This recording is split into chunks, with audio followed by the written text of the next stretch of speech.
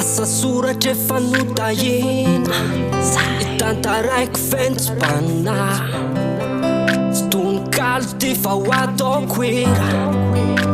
soratanao anao sy ho anahy eno mozika fentoky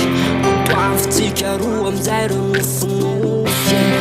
feniadalako reny tsy fananeko fandrany apeko fitiavana matodre fa sarotre nanakatrany lanitra sy volanaza tsy afaka ny ampanantenanao tsy misy jarovy anefa ny teny fitaka falony zava-bita sy ny ataony eto zay efa vonina hiaritro anao zay mahafinaritra anao feo koa za tao lavitra anao efa nilanao za mahery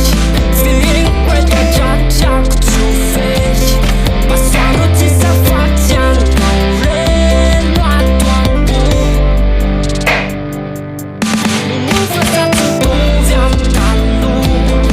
efa nariko mpitramoto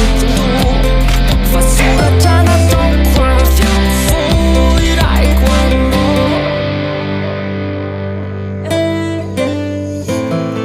nianary anao malalo sanatriavoko natafa oatra ny vavandreo tsy tia misy antony ao matoa enao no tiavoko tsy anary anao raha mbola zana tia atsika lofe